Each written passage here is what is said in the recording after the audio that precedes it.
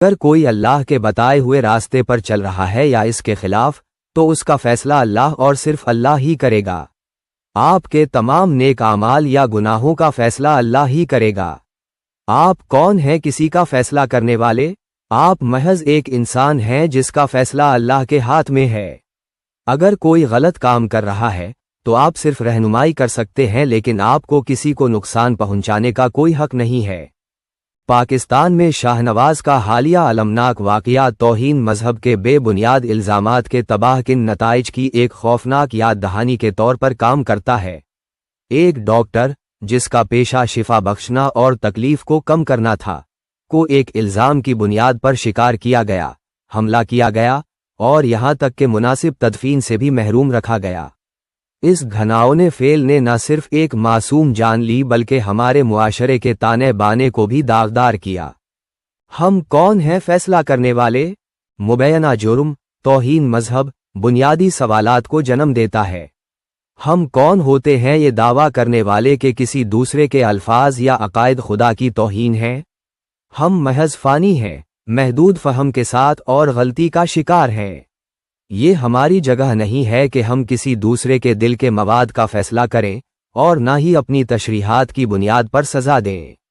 بدترین سے بدترین لوگ جو اللہ کے تمام قوانین کے خلاف رہتے ہیں وہ صرف ملاؤں کے ذریعہ ہی کیے جاتے ہیں۔ ایک مولوی کو پاک دل، مہربان اور بغیر کسی ہیرا پھیری کے ہماری نماز کی امامت اور اسلامی علم کی تعلیم دینے والا ہونا چاہیے، لیکن وہ تمام مسلمانوں کا سب سے گھناؤنا جرم کرتے ہیں۔ ملاؤں کی وہ خوفناک تصویر جو شاہ نواز کی موت پر خوشی منا رہے ہیں، ایک ایسی زندگی جو ایک الزام کے بوجھ تلے ختم ہو گئی، یہ ظاہر کرتی ہے کہ ہم رحم اور انصاف کی راہ سے کتنے دور بھٹک گئے ہیں۔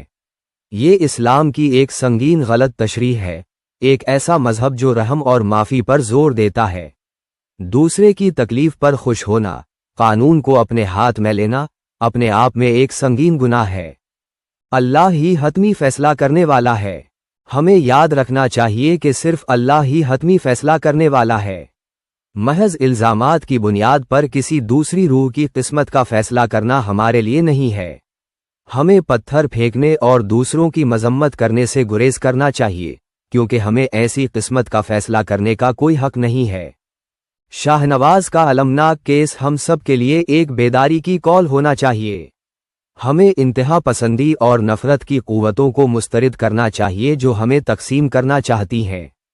ہمیں انصاف، ہمدردی اور اسلام کی حقیقی روح کے لیے کھڑا ہونا چاہیے۔ آئیے ہم ایک ایسے معاشرے کی طرف کام کر کے شاہ نواز کی یاد کا احترام کریں جہاں ہر فرد کے ساتھ اس کے عقائد سے قطع نظر وقار اور احترام سے پیش آیا جائے۔ مزید یہ کہ میں یہ بھی شامل کرنا چاہوں گا کہ یہ ہم ہیں جن کے ہاتھ بھی خون سے رنگے ہوئے ہیں۔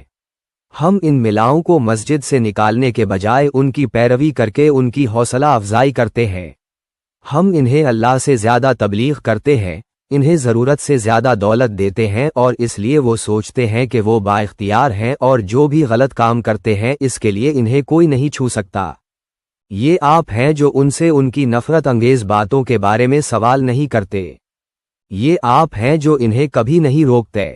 آپ کو انہیں یہ دکھانے کی ضرورت ہے کہ اگر وہ اللہ کا کام نہیں کر رہے ہیں تو انہیں مسجد کے اندر رہنے کا کوئی حق نہیں ہے۔